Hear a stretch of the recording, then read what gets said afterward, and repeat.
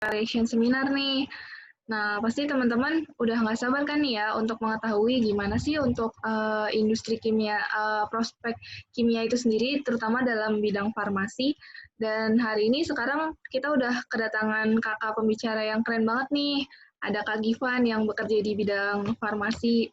Mungkin teman-teman panitia boleh ditampilkan CV-nya Kak Givan.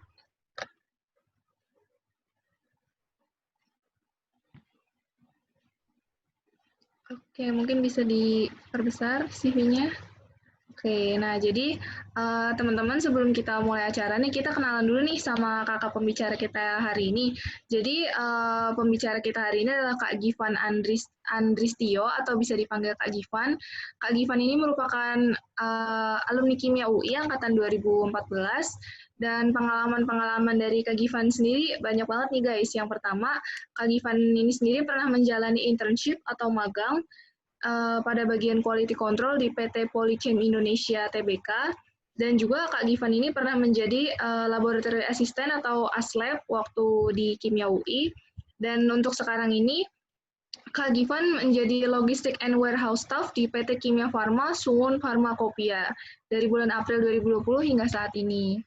Nah, jadi berikut profil singkat dari pembicara kita hari ini nih guys. Sekarang kita langsung kenalan aja yuk sama orangnya. Halo, selamat siang Kak Givan. Siang Dianti. Suaraku kedengeran nggak? Kedengeran Kak?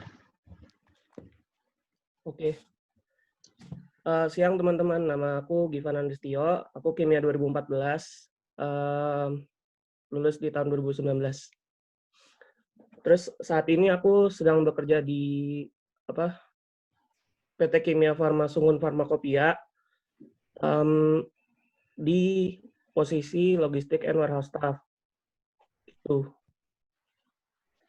Oke nih Kak, nah sekarang ini kita kan mau membahas tentang gimana sih kalau misalnya anak kimia tuh kerja di bagian farmasi nih, terutama karena kan Kak Givan yang sudah berpengalaman nih bekerja di bidang farmasi. Mungkin Kakak bisa sedikit menceritakan dulu Kak untuk profil dari perusahaan Kakak gimana, mungkin bisa cerita-cerita sedikit nih Kak ke kita untuk industri farmasi sendiri. Silahkan Kak. Ya, oke. Jadi perusahaan saat ini aku bekerja itu adalah salah satu anak perusahaan dari PT Kimia Farma Tbk. Nah, PT Kimia Farma Tbk ini juga punya banyak banget anak perusahaan ya, dan fasilitas produksinya pun juga banyak. Nah, ada apa namanya? Ada fasilitas produksi di Jakarta, Plan Jakarta. Kalau ada yang pernah tahu PT Kimia Farma ada di Pulau Gadung, itu salah satu fasilitas produksinya, produksi obat-obatannya. Terus ada yang di Bandung, terus Semarang, Watu Dakon, Banjaran, di Medan juga ada. Nah, salah satunya juga di kantorku, Kimia Farma Sungun Pharmacopeia. Lalu ada yang pernah dengar SIL atau Sinkona Indonesia Lestari dan Papros. Nah, itu juga salah satu anak perusahaan dari PT Kimia Farma Terbuka. Itu. Nah, kalau di kantorku sendiri itu lebih bergerak di pembuatan bahan baku obat dan high functioning chemical. Nah, bahan baku obat ini nama kerennya active pharmaceutical ingredients. Nah, itu untuk bahan baku obat. Jadi kan kalau dalam proses pembuatan obat itu dibutuhkan bahan baku, dan bahan bakunya sendiri juga punya bahan baku untuk sebelum dibuat menjadi obat gitu. Nah, itu salah satunya yang bikin adalah kantorku. Dan high functioning chemical ini lebih mengarah ke kosmetik gitu. Jadi bisa buat bedak, bisa buat lipstick. Jadi untuk bahan baku kosmetiknya gitu. Terus dari Kimia Farma Sungun Pharmacopeia sendiri ini juga mendistribusikan hasilnya itu ke banyak banyak pabrik ya. Jadi bukan cuma di Indonesia, tapi juga di luar negeri juga kita aktif mendistribusikan bahan baku obat untuk diproduksi gitu.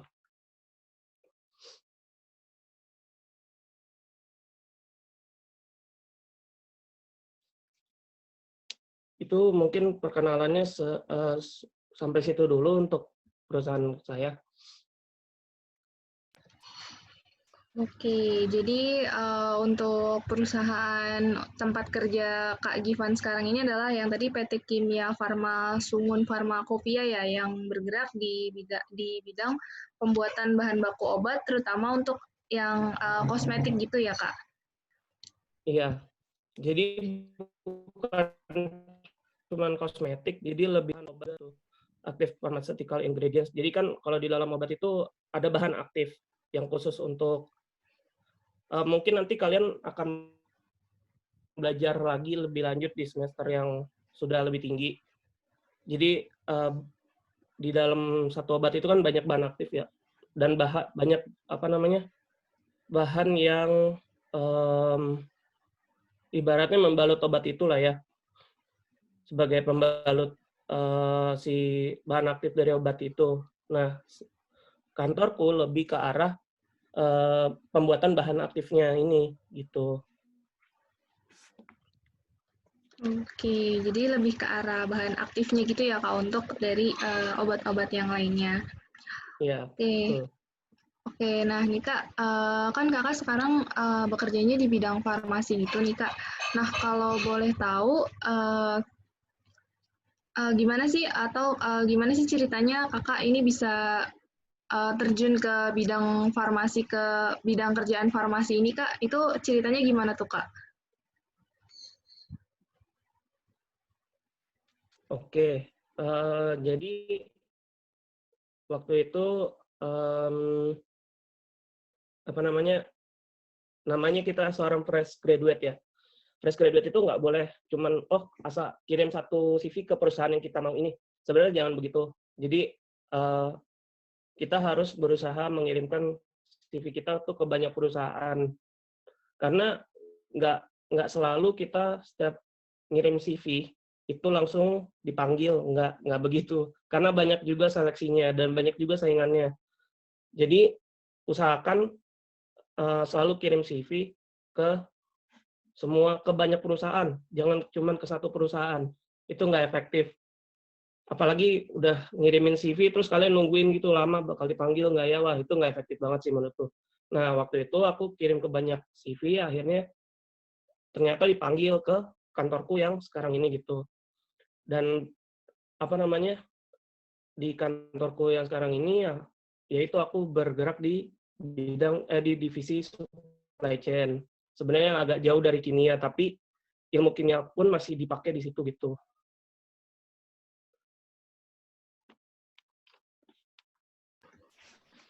Jadi waktu itu karena saya ngirim ke banyak ngirim ke banyak kantor CV-nya, akhirnya dipanggil lah ke kantor saya yang sekarang ini. Nah, sebelum dipanggil ke kantor saya yang sekarang ini juga banyak dipanggil ke kantor yang lain, perusahaan-perusahaan lain juga banyak. Tapi kan ya mungkin saya lebih fit di kantor saya yang sekarang gitu. Makanya saya diterima di kantor saya yang sekarang gitu. Sebenarnya kejadiannya kenapa saya bisa ditaruh di kantor saya bekerja di kantor saya yang sekarang ini. Sebelum ini juga saya pernah melamar untuk jadi production staff di kantor saya ini, cuman mungkin waktu itu belum rezekinya. Cuman kantor saya kan selalu memberikan kesempatan kedua, bahkan ketiga, keempat pun juga masih diberikan gitu, untuk si pelamar melamar di kantor gitu.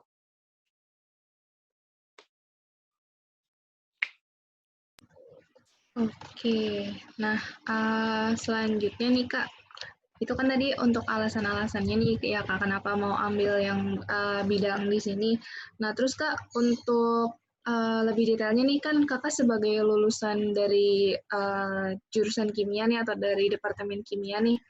Nah, itu bisa diceritain nggak Kak, gimana sih hubungan antara yang Kakak lagi kerjakan sekarang dengan ilmu-ilmu yang udah Kakak pelajari selama di kimia tuh gimana sih Kak? Atau misalnya kayak, oh iya ini dulu yang gue pelajari sewaktu di kuliah gini, ternyata praktikalnya saat bekerja gini, itu gimana tuh Kak? Mungkin bisa diceritain Kak? Oke. Jadi gini, apa namanya, kalau di kantorku karena aku bergerak di bagian gudang dan logistik. Jadi karena sebenarnya kantorku ini lebih ke arah industri kimia juga ya, bukan farmasi yang farmasi banget itu enggak.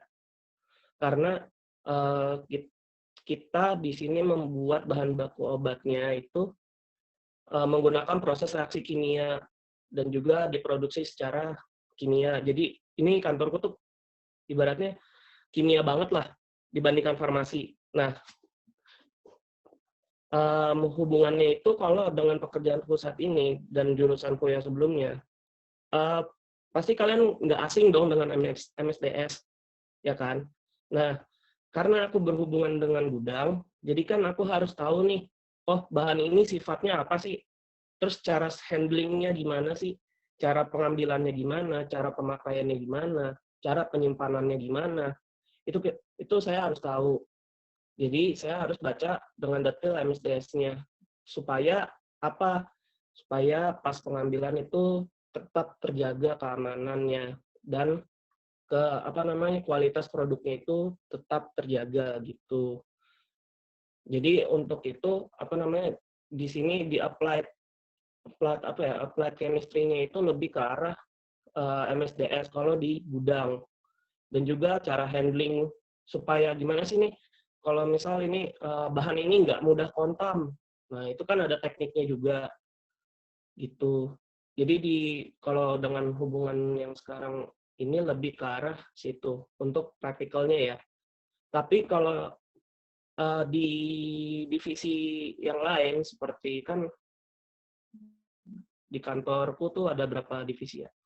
Ada mungkin kalian pernah dengar quality control, terus quality assurance, terus kalian pernah dengar supply chain, kalian pernah dengar production, terus mungkin engineering atau technician, sama HC apa HRD atau GA itu mungkin pernah dengar ya istilah-istilah itu. Nanti kalau misal sudah lulus dan mulai aktif mencari kerja, mungkin kalian akan mendengar itu ya, lebih sering mendengar itu. Nah, di sini yang berkaitan dengan apa namanya, dengan produksi bahan baku obat itu dari supply chain, QC, QA, dan produksi sendiri ya kan. Nah, di sini di apa namanya, di bagian produksi sendiri itu lebih ke arah proses reaksi menggunakan reaktor. Itu field teknikal banget lah. Agak beda dengan kimia, tapi proses kimianya pasti kalian mengerti gimana sih cara reaksinya supaya ini nih dari skala lab bisa jadi skala produksi yang besar gitu. Itu diproduksi itu dipelajarin. Oh, ada satu lagi, Departemen Research and Development. Itu namanya kalau di kantorku Product Development. Cuman masih apa namanya, masih nyatu dengan produksi saat ini. Tapi nanti akan dipisah. Nah, kalau di QC sendiri itu lebih ke arah penjaminan pengontrol mutu. Jadi di QC sendiri itu benar-benar lab banget lah kerjaannya.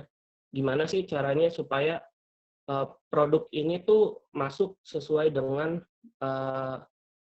kriteria atau spesifikasi yang dibutuhkan untuk produksi. Jadi kita harus ngecek semuanya dengan alat instrumen yang ada di lab gitu.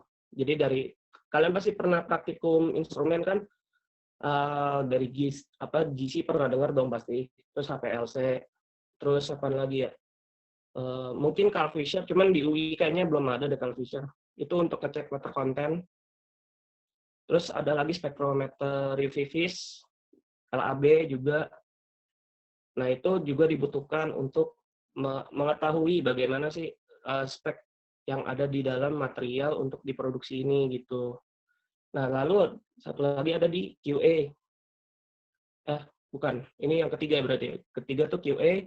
Kalau QA itu sebenarnya lebih ke arah proses. Gimana sih supaya nih proses ini berjalan dengan lancar tanpa ada penyimpangan pada saat proses produksi. Itu kalian departemen QA yang mengerjakan itu. Cuman untuk saat ini departemen QA karena belum ada keputusan dari BPOM masih dipegang oleh anak farmasi gitu. Nah, yang terakhir ini supply chain. Supply chain ini lebih ke arah bagaimana sih barang ini tuh dibeli dari vendor atau supplier agar semuanya tuh sesuai dengan yang diminta oleh tim produksi atau tim research and development-nya gitu. Jadi masing-masing sebenarnya anak kimia ini untuk saat ini masih di 3 departemen, di produksi, di QC, dan di supply chain.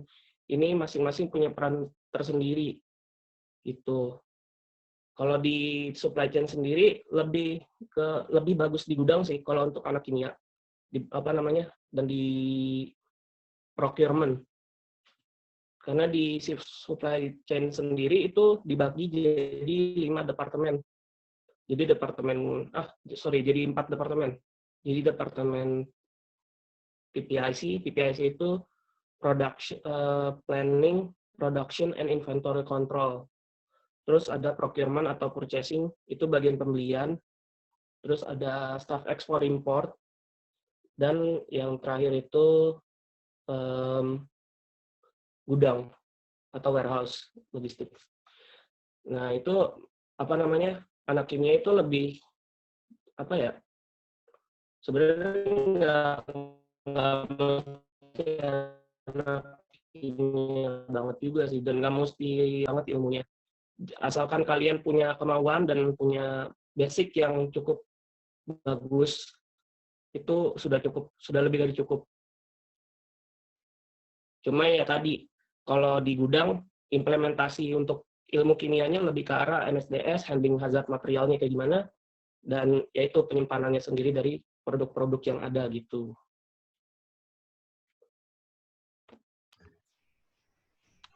Oke, jadi ternyata ada banyak ya Kak kalau di bidang industri ini sendiri, walaupun kedengarannya sebagai industri farmasi, tapi ternyata masih kental ya Kak unsur kimianya tuh yang kayak misalnya yang bagian produksinya dan bagian supply chain-nya, terutama yang tadi praktikalnya yang paling penting adalah tentang gimana cara handling suatu material ya Kak yang berhubungan dengan MSDS, karena kan dari sejak praktikum kita juga diajarin betapa pentingnya MSDS, dan ternyata MSDS itu sangat penting banget ya Kak, terutama untuk suatu perusahaan gitu, gimana cara handling material yang baik dan benar, cara mencegah kontaminasinya, begitu ya Kak? Penting banget memang. Oke. Oke, nah terus selanjutnya nih Kak, kalau misalnya menurut Kakak nih, tantangan yang Kakak hadapi selama bergelut di bidang yang sedang Kakak kerjakan sekarang sebagai anak kimia tuh gimana sih Kak? Dan apa sih kira-kira pesan Kakak buat kita nih sebagai mahasiswa kimia untuk menyiapkan gimana sih apa yang harus kita persiapkan untuk di dunia kerja nanti gitu Kak? Terutama kalau misalnya di bidang yang sedang Kakak kerjakan sekarang atau mungkin di bidang lainnya begitu Kak?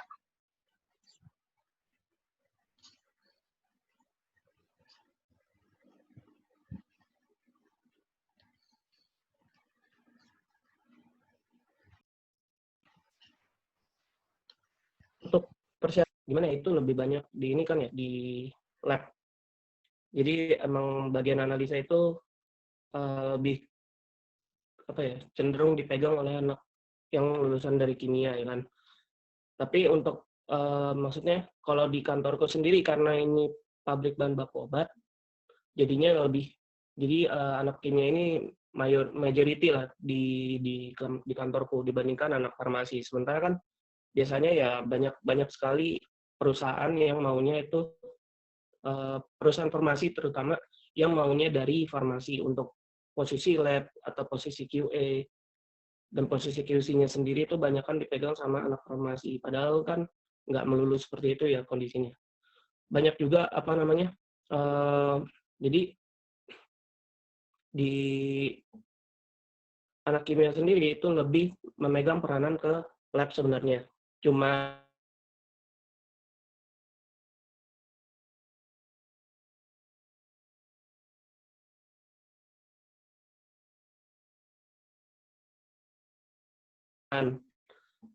aku nggak selalu nggak ini apakah kalian mau nih nyoba karir lain, karir path lain dalam artian keluar dari jurusan kalian dari kimia yang nggak kimia banget lah, berani nggak kalian untuk ambil keputusan hal itu gitu. Jadi jangan menganggap kalau misalkan karir path gue nanti bakal jadi analis atau research and development doang atau analytical development doang. Oh nggak melulu seperti itu. Itu apa namanya, kerja itu yang penting kalian mau dan apa namanya, dan persisten dan konsisten itu penting banget untuk kalian pahamin. Dan juga banyak banget nih waktu masih kuliah apa namanya tuh, banyak yang sebenarnya kalian bisa develop sebelum kerja. Jadi kayak gini, kalian pernah pasti kan kalau di kampus sering banget ya apa namanya, tugas presentasi gitu kan sering, makin semester kalian tinggi makin banyak kan ya tugas presentasi gitu kan. Nah itu sebenarnya dibutuhkan banget nih sama perusahaan, gimana cara kalian untuk ngejelasin masalah-masalah yang ada di apa namanya, di perusahaan ke bos-bos yang di atas gitu. Gimana caranya supaya mereka paham dan kalian tuh nggak salah menjelaskan. Itu kan persis banget kayak ini ya, presentasi ya. Dan juga kalian apa namanya, dinilai dari skill komunikasi kalian gitu. Terus apalagi ya, banyak banget seperti apa namanya, soft skill yang kayak berhubungan dengan komputer atau Microsoft Excel. Pernah dengar kan Microsoft Office, Word, Excel gitu. Nah itu tuh penting banget sebenarnya untuk kalian develop dari sekarang karena banyak banget nantinya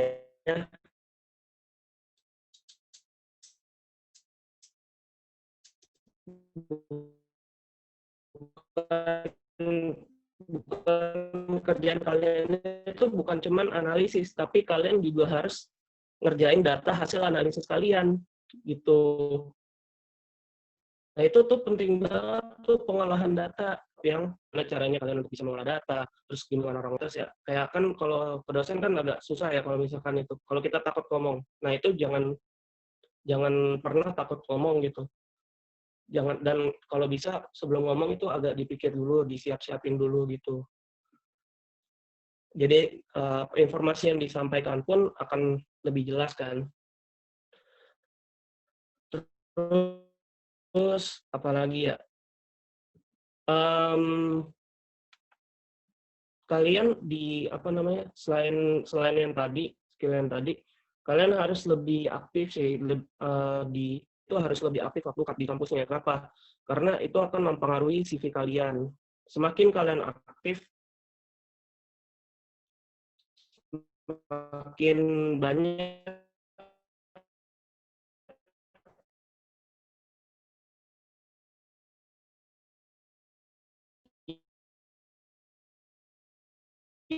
yang bisa kalian tulis di CV, tapi dengan catatan kalian nguasain itu dulu. Jadi ketika nanti magang ya di UI, nah itu nanti jangan sampai lupa apa aja alat yang pernah kalian pakai. Apalagi waktu selain magang itu pas waktu skripsi, alat apa aja yang kalian pakai, prosesnya kayak gimana waktu mengerjakan itu penting banget tuh untuk kalian ingat. Karena itu hard skill kalian, hard skill banget itu. Nggak akan apa namanya, nggak akan rugi kalian kalau nginget itu.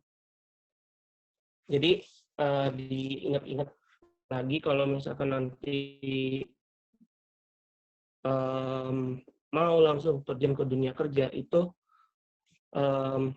hal-hal yang pernah kalian pelajari, terutama alat-alat, karena kita lebih ke lab, dan cara-caranya di lab itu, apa namanya, metode di lab, itu jangan sampai kalian lupakan, itu karena penting banget.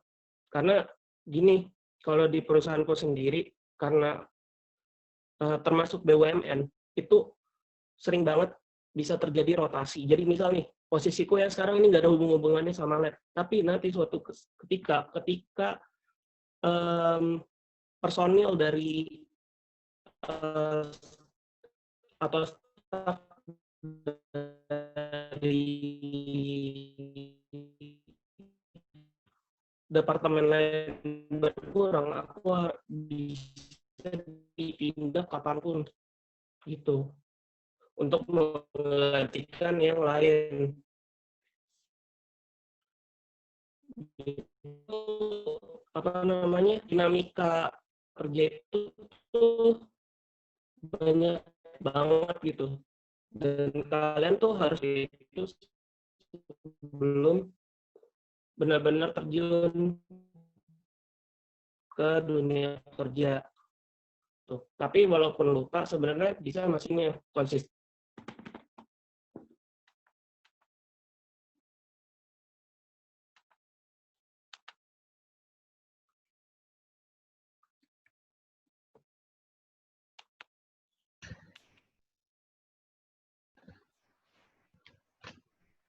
Oke, jadi itu tadi merupakan hal-hal yang perlu diperhatikan ya Kak untuk sebagai kita nih sebagai mahasiswa kimia untuk mempersiapkan diri di saat untuk memasuki dunia kerja nantinya ya Kak. Iya, tuh. Oke, oke nih Kak. Oke, karena sekarang udah waktunya untuk masuk sesi tanya jawab nih Kak. Jadi aku mau buka sesi tanya jawab nih untuk teman-teman semua yang ada di room ini. Mungkin yang mau tanya-tanya lebih lanjut nih untuk Kak Jivan bisa nih ketik di kolom chatnya nama terus underscore izin bertanya gitu. Mungkin teman-teman silahkan yang mau bertanya-tanya lebih lanjut nih ke Kak Givan nih. Oke, nah sambil nunggu teman-teman yang mau tanya juga nih Kak, aku sebelumnya juga mau tanya ke Kakak nih karena aku juga baru tahu gitu loh karena kalau ternyata oh iya sebenarnya ternyata tuh di bidang apa anak kimia tuh ternyata bisa banyak ya Kak untuk bekerja di bidang apa aja terutama istilahnya ini bidang yang kelihatannya bidang farmasi aja ternyata anak kimia bisa masuk ke divisi mana-mana gitu, misalnya kayak tadi ke supply chain, misalnya supply chain itu apa, QC itu apa, dan gimana cara kerjanya anak kimia di sana gitu. Dan itu aku sih jujur gitu Kak baru tahu uh, terutama penting banget sih ini Kak pengetahuan-pengetahuan kayak gini terutama untuk mahasiswa-mahasiswa tingkat akhir kayak aku ataupun untuk teman-teman yang lainnya nih yang masih pada semester-semester awal atau pertengahan. Jadi biar untuk mempersiapkan diri dari sekarang juga. Dan mungkin ini sih Kak, kayak bisa menjawab, kayak selama ini kan kita kadang ada yang nanya kayak, ini gue sebenarnya belajar ini tuh buat apa sih nanti gitu. Jadi kan kadang ada ya dari diri kita tuh yang berpikiran kayak gitu ya. Iya. Jadi ternyata banyak ya Kak dan emang sangat berguna banget gitu untuk apa semua yang kita pelajari ternyata sangat berguna sekali buat nanti kita bekerja nantinya gitu ya Kak. Iya, nggak akan sia-sia. Kalau walaupun gimana ya, kalian pasti, aku dulu juga pernah aku menganggap remeh temeh kayak MSDS itu kayak mager nggak sih dulu nulis laporan tuh terus kayak aduh ini mesti pakai MSDS. Kadang kan ada yang atletnya minta kayak ini MSDS-nya ditulis ya, terus ada nggak atau nggak ada yang cuma minta ini MSDS-nya fotokopi aja, atau enggak ada yang benar-benar nggak minta sama sekali MSDS-nya. Sebenarnya itu remeh-temeh itu kalau di perusahaan diperhatiin, diperhatiin banget. Itu jadi kayak yang hal-hal sekecil itu aja tuh apa ya, di dunia kerja itu diperhatikan gitu. Jadi jangan sampai kalian nanti kalau pas nanti kerja, wah ditanya MSDS tuh kayak gimana, wah sampai nggak paham itu ntar diketawain. Jadi gitu, jangan sampai hal-hal yang kayak gitu tuh apa namanya, kalian lupakan gitu. Nah terus apa namanya, kayak cara analisa juga kan banyak ya di lab ya, banyak banget.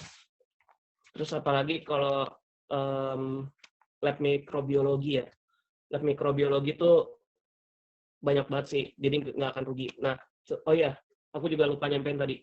Sebenarnya kalau di kantorku sendiri ini lebih ke arah kimia organik ininya, apa namanya, prospek kerjanya. Jadi kan pasti kalian bertanya-tanya nih, kan di KBI di kimia ada banyak ya, ada 5.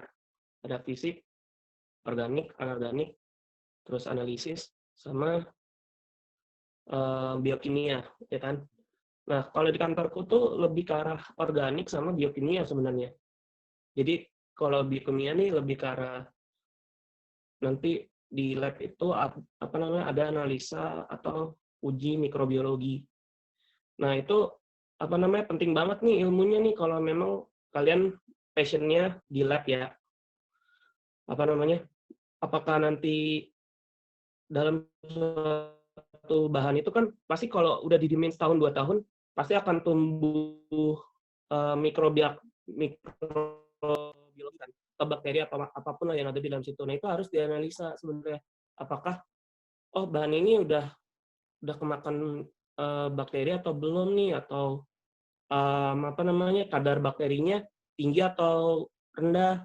Itu tuh penting sebenarnya.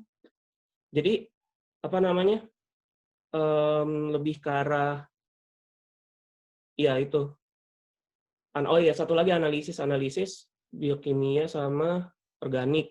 Itu yang banyak di kantorku ya. Tapi nggak melulu itu doang. Karena teman kerjaku sendiri itu dari KBI anorganik. Dia lebih ke zeolit, nah kan bayangin aja tuh.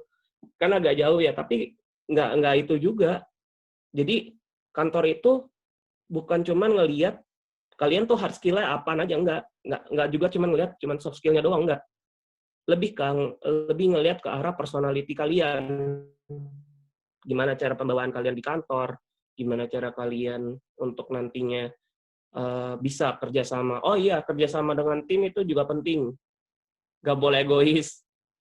Itu penting banget tuh. Nah, itu juga dilihat nanti lebih ke arah personality kalian. Apakah kalian nanti akan fit di perusahaan itu atau tidak? Apakah kalian akan suka dengan budaya di perusahaan itu atau tidak? Atau kalian apakah apa namanya, tidak suka dengan budaya di perusahaan itu, kan nanti akan kelihatan gitu. Selain itu apa namanya, ya itu tadi, HRD dan atasan kalian pun nanti nggak cuma ngeliat dari yang tadi aku bilang ya, hard skill, soft skill gitu, lebih ke arah attitude juga, manner kalian, cara yang tadi ya, cara penyampaian kalian, terus kalian tuh mau nggak untuk apa namanya, diajarin, atau apa namanya, kalian punya ilmu itu sendiri. Nah, jadi itu pentingnya apa namanya, kemauan untuk belajar itu harus ada kalau nanti sudah masuk ke perusahaan, karena banyak banget yang kalian pelajarin waktu kuliah, tapi sebenarnya itu di perusahaan itu lebih banyak lagi gitu. Jadi misal di lab kalian cuman banyakan itu ya, berusaha sama berkutatnya sama alat-alat lab dan instrumennya juga nggak terlalu banyak ya kalau di kimia kan, karena kan beberapa kayak SEM, TEM itu kan mesti kirim keluar, XRD juga mesti kirim keluar kan. Nah, kalau di perusahaan itu punya sendiri masing-masing. Nanti kalian bisa jadi kalau misalkan kalian disuruh analisa pakai SEM, terus tapi nggak ngerti cara baca datanya, itu kan akan jadi itu juga ya bagi kalian ya. Tapi ya balik lagi, apa namanya, kalaupun kalian lupa, kalian harus mau belajar dulu, belajar terus. Jadi ibarat nih, kalian tuh nggak cuman stagnan di situ doang. Pasti kalian akan belajar hal baru setiap harinya, gitu.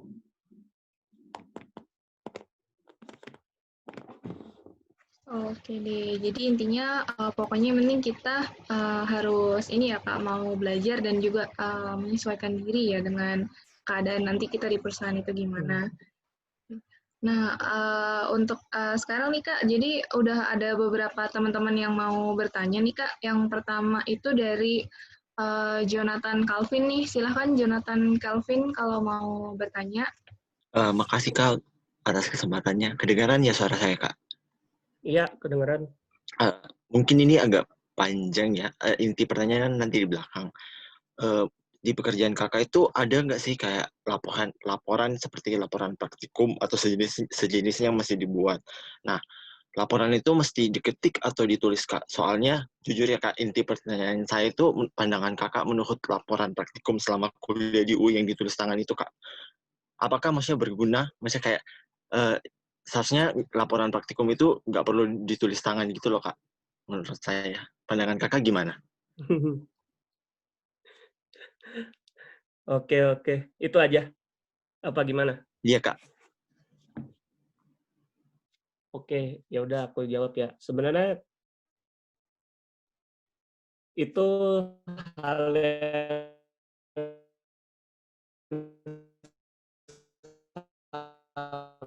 sama waktu aku kuliah. Apa namanya? Sebenarnya nggak perlu banget ditulis tangan. Banyak soalnya kerjaannya. Apalagi kalau di kantor itu udah punya template sendiri masing-masing biasanya. Jadi kalian biasanya cuma perlu copy paste dari situ, terus ganti, oh ini material apa sih yang kalian analisa, itu doang biasanya ya. Tapi apa namanya,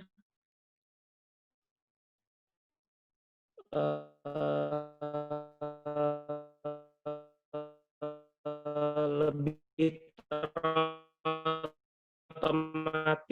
terotomasi lah ya kalau di kantor tuh, apa namanya, diketik gitu. Sebenarnya kalau tahun aku juga nggak apa sih namanya, nggak guna-guna banget sih kalau misalkan itu sampai di apa namanya, di tulis tangan, karena kan lebih enak diketik ya. Cuman tergantung dosennya juga, karena gini nantinya ada dosen yang nggak mau pakai apa sih laporannya itu nggak mau pakai tulis tangan kalau nggak salah. Bu siapa ya, lupa aku dulu namanya. Yang lagi Bu Lina itu dosen kimia organik. Dia nggak mau kalau laporan itu dipakein tulisan tangan. Tapi nggak tahu ya ini udah balik apa belum beliau, karena lagi studi S3 di Inggris kalau nggak salah. Kalau ada yang pernah dengar beliau, itu beliau istrinya Prof. Bakri. Nah itu beliau lagi studi di Inggris, dan beliau tuh salah satu yang nggak itu apa namanya, nggak nyuruh mahasiswanya untuk nulis tangan. Jadi dia lebih prefer diketik. Tapi catatannya kalau diketik itu harus ngikutin format jurnal. Pernah lihat jurnal kan? Nah itu sebenarnya itu, makanya itu tergantung dosennya juga masing-masing. Kan kita nggak tahu ya. Cuman menurut aku kalau ditulis tangan itu nggak gitu guna. Cuman sekalinya dikasih yang ketikan, ya gitu. Harus format jurnal. Repot ya. Beneran harus format jurnal, soalnya kiri kanan harus diperhatiin. Bagi dua gitu kan. Itu bener-bener ada yang kayak gitu dosennya. Tapi enaknya, karena karena di komputer kan bisa dikopas ya. Tapi nggak melulu kalian harus kopas, itu harus benar-benar original juga dari kalian. Emang sih kelihatannya sepele, tapi kayak itu nanti akan kepake sih. Original itu pasti kepake banget kalau di dunia kerja tuh. Baik Kak, terima kasih Kak. Oke. Oke, nah selanjutnya ada yang mau bertanya lagi nih Kak. Namanya Albertus Aldo. Silahkan Albertus Aldo yang mau bertanya. Ya, terima kasih Kak Dianti. Sebelumnya boleh izin untuk 2 pertanyaan tidak ya?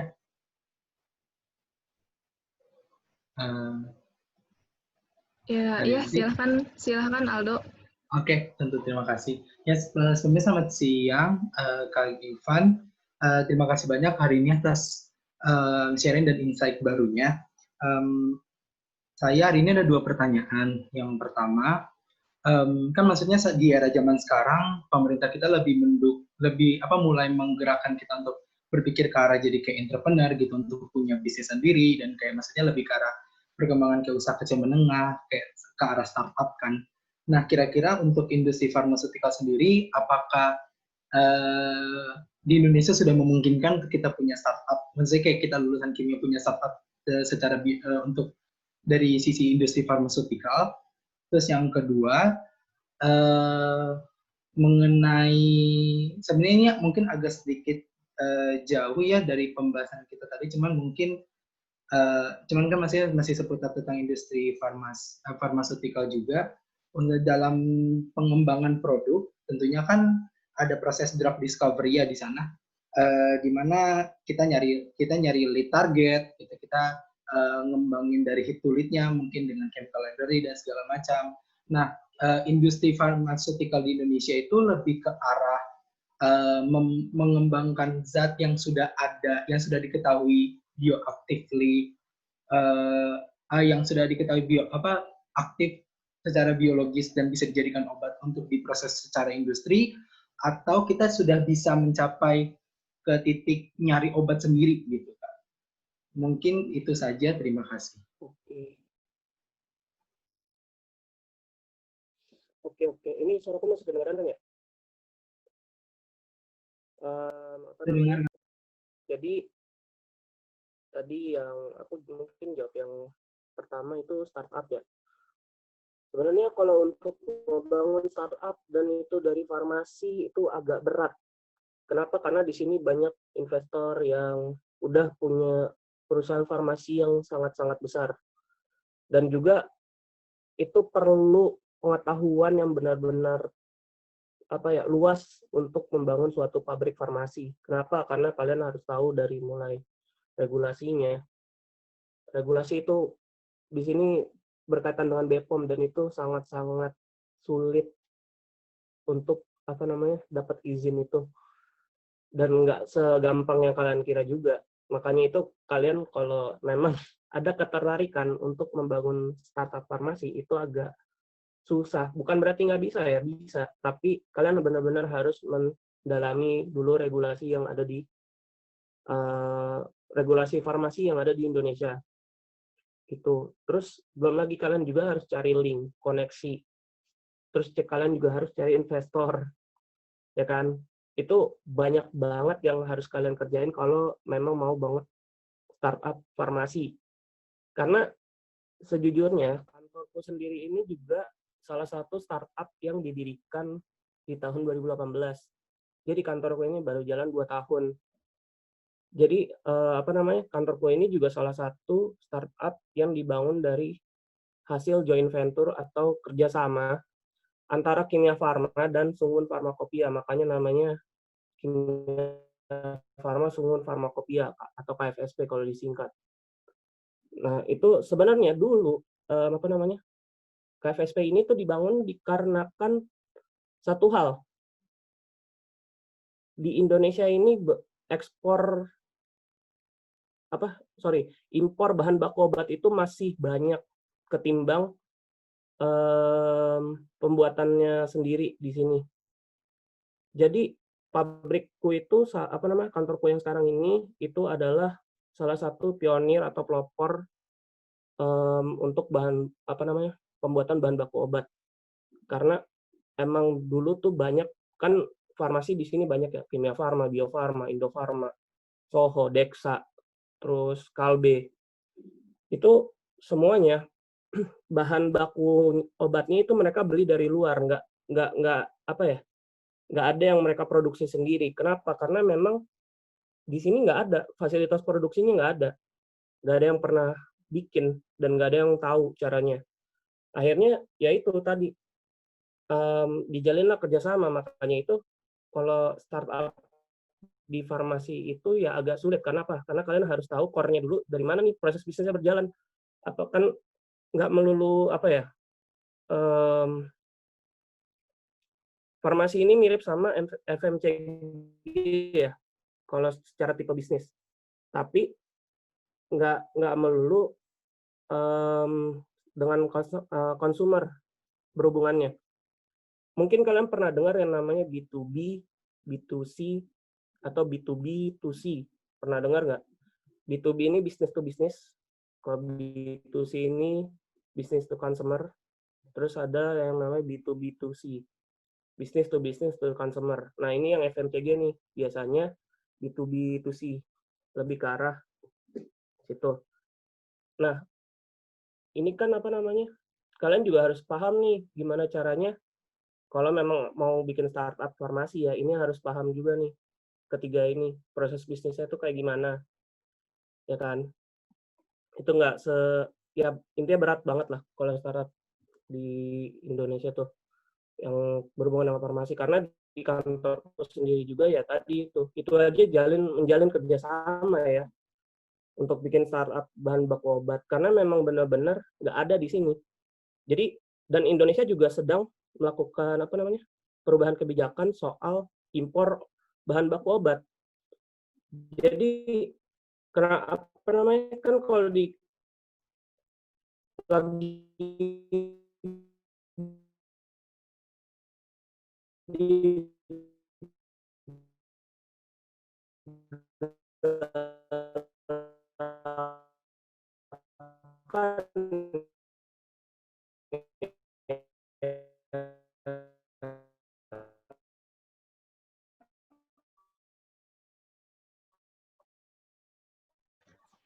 oleh presiden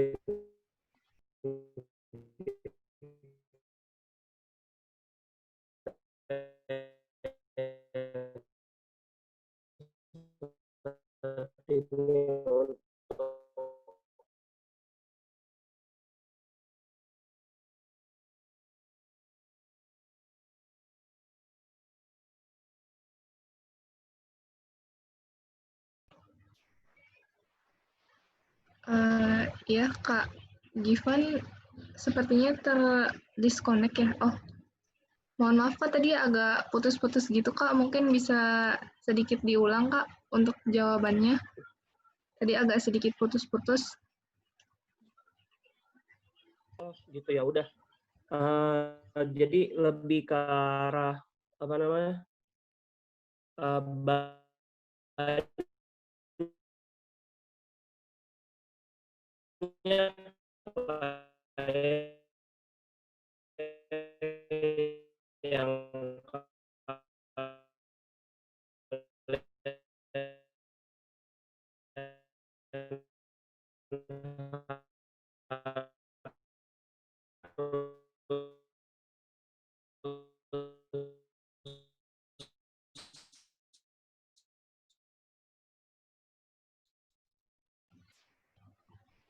Iya maaf Kak, agak terputus-putus Kak suaranya.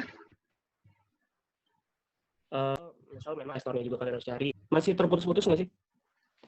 Udah mendingan Kak.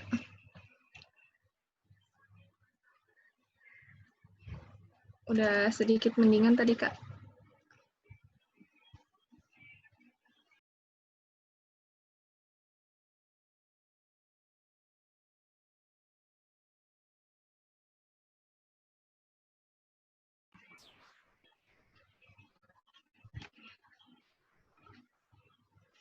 Iya silahkan Kak, boleh bisa dilanjutkan Kak.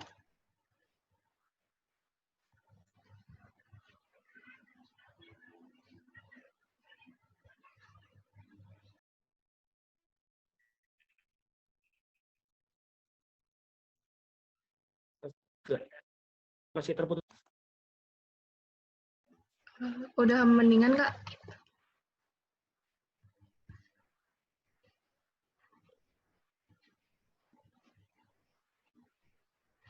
Ya bisa dilanjut lagi Kak, silahkan. Tadi sampai mana?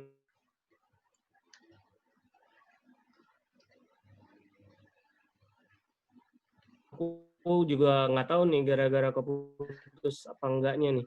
Oh tadi kalau nggak salah sampai ini Kak yang Tadi sampai mana ya kira-kira? kebijakan impor Kak, impor bahan-bahan dari luar Kak. Yang kalau di Indonesia sendiri tuh kayak belum ada alatnya maupun fasilitasnya gitu Kak. Tadi terakhir kalau nggak salah sampai situ.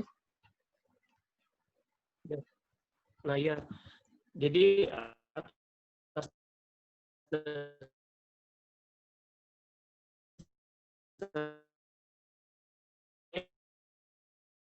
salah satu apa namanya perusahaan aku itu termasuk salah satu startup yang berhubungan dengan farmasi. Nah, yang kedua tadi, apakah Indonesia tuh udah bisa bikin obat apa belum?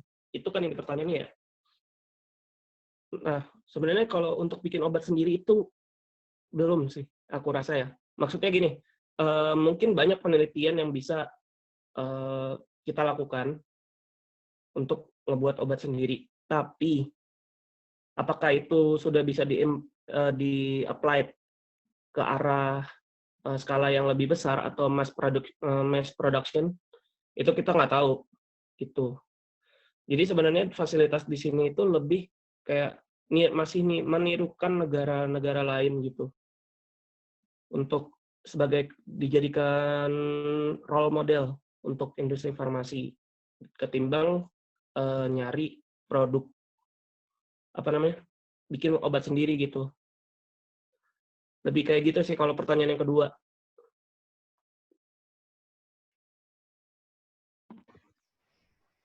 Oke, gimana untuk Albertus Aldo? Oke Kak, terima kasih banyak atas jawabannya. Oke, nah ini Kak untuk selanjutnya masih ada satu orang lagi nih Kak yang mau bertanya. Untuk Adinda Rizkia, silahkan Adinda Rizkia untuk bertanya. Halo, ya terima kasih Dianti atas kesempatannya dan terima kasih juga Kak Gifan udah sharing-sharing ke kita. Aku ingin bertanya, kakak waktu penelitian dulu ngambil KBI-nya apa ya? Terus di temanya tentang apa? Kemudian seberapa penting sih Kak kayak tema penelitian itu ketika kita mendaftar pekerjaan, apakah relate? Maksudnya kayak bakalan berpengaruh kah atau enggak? Terus aku mau tipsnya juga dong dari kakak, gimana sih caranya kita mahasiswa kimia bisa bersaing di bidang farmasi melawan calon-calon pekerja yang dari jurusan lain kayak farmasi, teknik kimia, ataupun kimia itu sendiri. Ya, kurang lebih kayak gitu aja sih Kak. Terima kasih. Oke, sama-sama. Jadi gini, kalau dulu aku ngambil KBI-nya itu kimia organik, kebetulan. Aku di bawah bimbingan almarhum Dr. Emil. Jadi aku ngambil polimer untuk penelitian aku. Dan polimer aku ini sebagai waktu itu salah satu sebagai berhubungan sama drug delivery sih. Jadi gimana caranya supaya ya tadi active pharmaceutical ingredients itu sampai di targeted organ supaya dia bisa langsung nyerap. Jadi mungkin kalau yang pernah yang semester akhir nih, terus penelitian organik, terus ngambil sama Pak Emil tadinya atau sama Bu Vera, itu mungkin pernah dengar istilah itu. Nah itu sebenarnya kalau di perusahaan tergantung perusahaannya juga. Apakah kalau misalkan kalian berhubungan dengan polimer, itu perusahaan tuh akan lebih mencari yang juga berhubungan dengan polimer. Maksudnya gini, kalau misalkan kalian berhubungan dengan polimer, pastinya perusahaan yang core bisnisnya atau bidang utama dari bisnisnya ini berhubungan dengan polimer, pasti kalian akan lebih cepat diterima ketimbang yang dari industri KBI bukan yang berhubungan dengan polimer ya. Itu satu, itu jelas banget. Terus yang kedua, tapi omonganku barusan itu nggak menutup kemungkinan untuk KBI lain bergelut juga di bidang polimer. Misal, dari anorganik, itu kan nggak ada pengetahuan sama sekali ya soal, maksudnya ada, tapi nggak banyak. Ada pengetahuan soal polimer, tapi nggak terlalu banyak sebanyak orang yang berkutat di bidang polimer kan.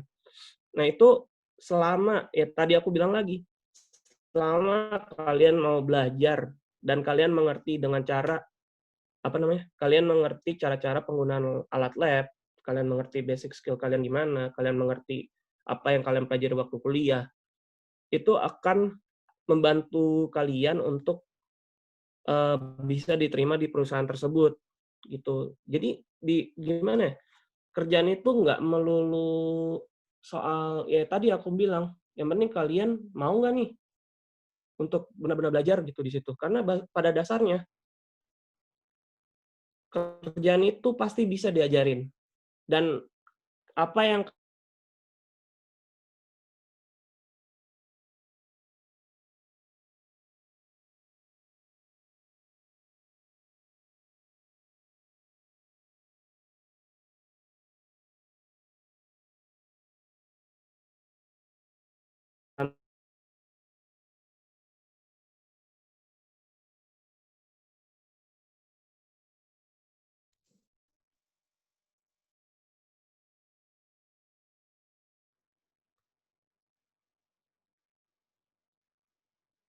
ini ada nggak sih?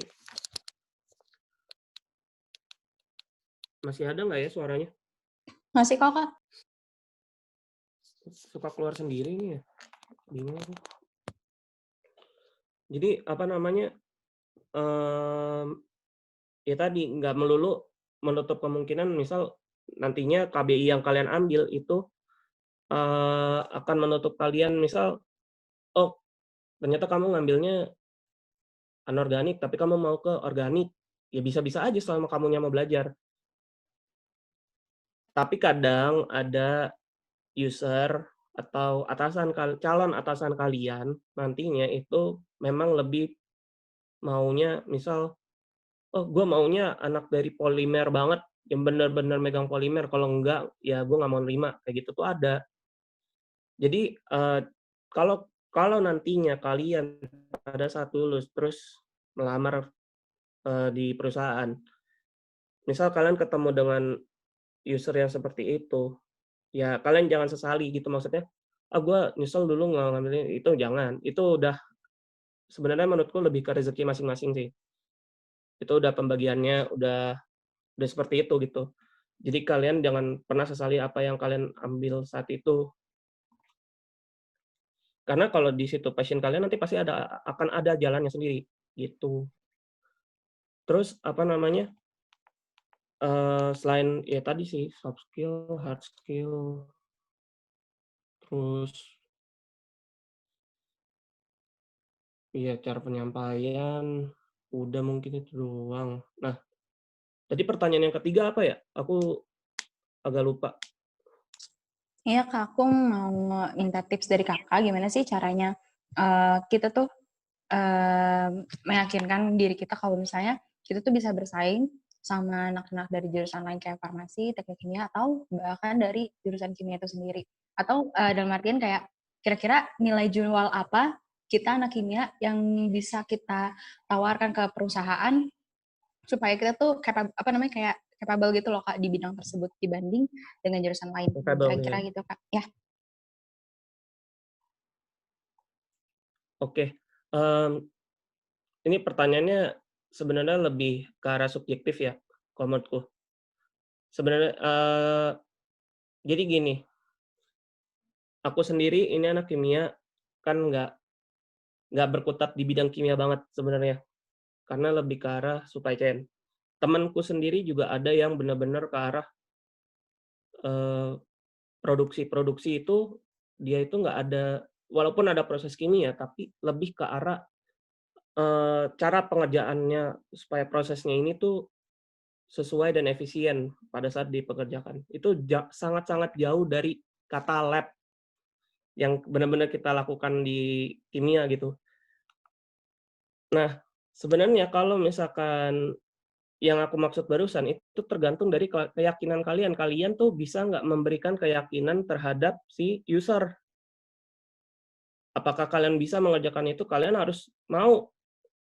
Makanya aku bilang tadi kuncinya di awal persisten sama konsisten. Kalau misalkan kalian aja dari awal nggak mau untuk apa namanya, untuk melakukan apa ya, mencari zona apa ya, bertahan di zona nyaman lah istilahnya itu user juga males gitu loh untuk nerima itu. Untuk nerima kalian tuh kayak, wah ini mah anak kimia anak kimia aja nggak mau belajar kimia. Padahal kalian kalau misalkan itu walaupun kalian dari kimia, kalau dilihat dari lulusan UI gitu misalnya, itu tuh orang juga akan berpikir yang lain gitu, bukan cuman karena kalian di kimia, oh kalian tuh lulusan UI. Pasti tuh itu udah ada stereotip ya sebenarnya di dunia kerja. Dalam artian kalau anak-anak UI itu sebenarnya pinter. Itu salah satu faktor juga nih kalian diterima di dunia kerja. Kenapa? Karena anak-anak UI itu adaptasi biasanya lebih cepat gitu. Nah, gimana cara kalian bisa adaptasi supaya bisa menawarkan bisa bersaing dengan teknik kimia? Bahkan ada juga ya ada yang anak kimia itu lebih teknik daripada anak tekniknya sendiri itu ada. Makanya aku bilang tadi itu kamu harus benar-benar bisa nggak meyakinkan usernya kalau kamu tuh benar emang mau belajar dan emang mau bergelut di dunia itu gitu. Kalau memang itu tidak sesuai dengan pekerjaan tersebut tidak sesuai dengan jurusan yang saat ini kamu sedang jalani. Terus yaitu jangan lupa kan soft skill tuh banyak ya. Pernah dengar AutoCAD nggak? Gitu-gitu tuh. Kalau emang mau bersaingan dengan anak kimia tuh kalian harus belajarin sendiri. Itu bisa kok dipelajarin manual, AutoCAD. Sistem kayak gitu tuh bisa dipelajarin banget dengan manual. Dengan otodidak tuh bisa. Ilmu tuh nggak cuma sebatas kalian di kuliah itu doang, nggak. Bahkan aku saat ini juga sekarang, aku juga belajar desain dan programming sebenarnya. Itu nggak ada hubungannya dengan kerjaanku, tapi nanti akan membantu aku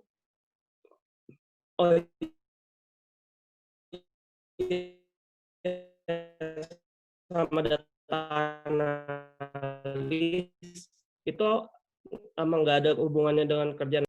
Itu aku membantu pekerjaan aku dalam mengolah data yang ada di kantor itu. Terus kalau farmasi sebenarnya ya ini yang sebenarnya kalau di farmasi sendiri itu masih jadi agak masalah ya. Kenapa sih harus farmasi? Karena ya sebenarnya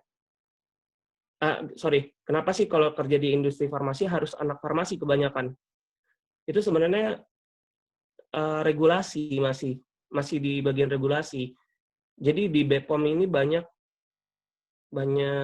anak farmasi gitu yang mengurusi farmasi, dan juga di kebijakan di BPOM itu juga mengharuskan anak farmasi yang memegang bagian QA dan proses. Nah, ini sebenarnya tergantung dari kantornya lagi, apakah kantornya itu bisa atau mengizinkan anak kimia untuk kerja di bagian yang mereka prefer untuk anak farmasi. Sebenarnya gitu. Jadi ini lebih ke arah subjektif sih kalau menurutku. Jadi karena nggak ada yang di kerjaan tuh pasti mungkin gitu. Untuk saat ini misal belum mungkin, tapi nanti di masa depan itu pasti ada kemungkinan gitu untuk anak kimia tuh lebih benar-benar bergelut di dunia farmasi gitu. Soalnya gini, salah satunya ini aku nggak mengada-ngada, tapi emang dengan terbukanya dengan adanya kantorku ini, itu tuh benar-benar membuka jalan untuk anak kimia bergelut di bidang farmasi. Karena ya itu, untuk bahan baku obat, dia diproduksi secara kimia. Tapi begitu lepas dari bahan baku obat dan untuk mau dijadikan obat, itu memang anak farmasi banget. Makanya aku bilang, nantinya akan cerah insya Allah untuk anak kimia bergelut di dunia farmasi, walaupun cuma di bagian bahan baku obatnya aja. Gitu.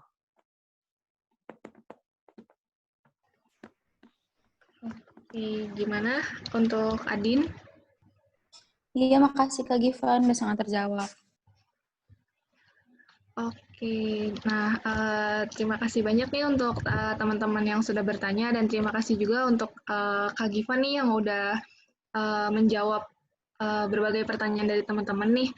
Nah, karena waktu yang terbatas, jadi sekarang kita udah masuk ke penghujung acara nih, dan Aku mau simpulkan sedikit untuk apa yang sudah Kak Givan jelaskan tadi. Jadi untuk intinya sendiri adalah kalau misalnya di suatu pekerjaan, misalnya terutama di bidang yang sedang kita bahas ini, bidang farmasi, sebenarnya hanya namanya aja gitu kelihatannya farmasi. Namun ternyata kita sendiri sebagai anak kimia bisa berkontribusi banyak gitu untuk di bidang ini terutama, dan juga ilmu-ilmu yang kita pelajari selama kuliah itu sangat penting ya teman-teman untuk selalu diingat, dan nanti karena di pekerjaan sendiri itu akan sangat teraplikasikan gitu, akan sangat digunakan dan akan sangat dibutuhkan. Jadi kita jangan pernah berhenti untuk selalu berkeinginan untuk belajar, belajar, dan belajar. Seperti itu ya, Kak. Iya, betul. Oke, nah jadi karena kita udah ada di penghujung acara nih teman-teman, jadi nanti setelah ini kita akan balik lagi ke room utamanya dan nanti akan difasilitasi oleh panitia. Jadi untuk teman-teman nanti silahkan ditunggu ya untuk pindah ke room utamanya. Mungkin sambil